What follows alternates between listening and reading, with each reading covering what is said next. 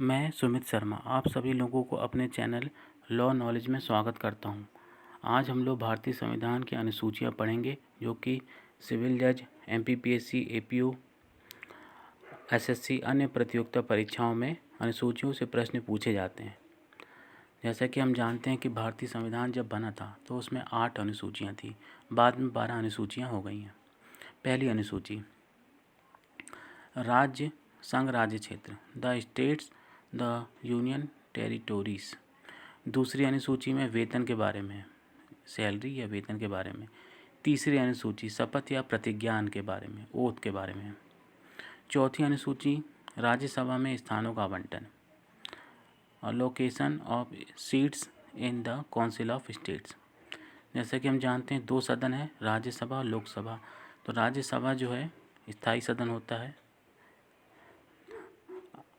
पांचवी अनुसूची, अनुसूचित क्षेत्रों और अनुसूचित जनजाति, scheduled areas and scheduled tribes के बारे में है।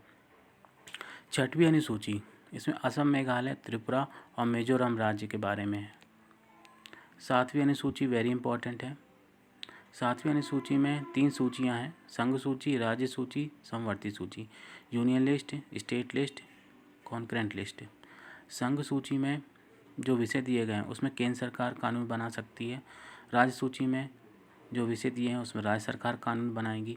और समवर्ती सूची में संघ सूची और राज्य सूची जो दी गई है उसमें समवर्ती सूची जो तीसरी सूची है वो उसमें केंद्र सरकार और राज्य सरकार दोनों कानून बना सकते हैं।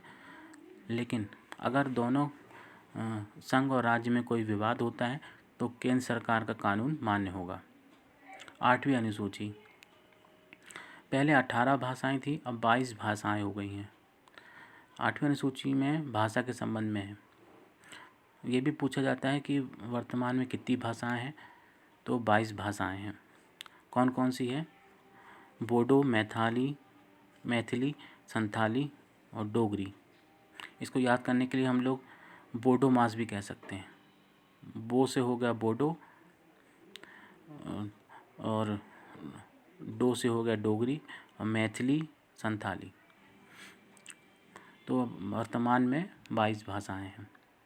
9वीं अनुसूची, ये भी इम्पोर्टेंट है। इसमें भूमि सुधार अधिनियम के बारे में है, लैंड रिफॉर्म्स एक्ट।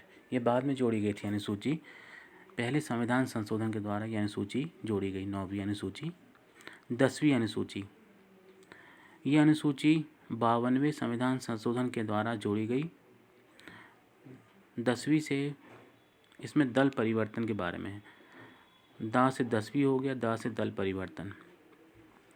11वीं अनुसूची, ये पंचायत से संबंधित है। ये अनुसूची 73वें संविधान संशोधन के द्वारा जोड़ी गई।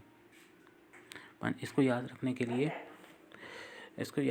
लिए पंचायत का 1 और 1 11 होता है ना।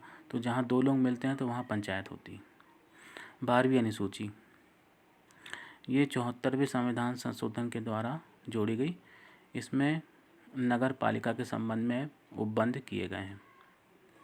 धन्यवाद।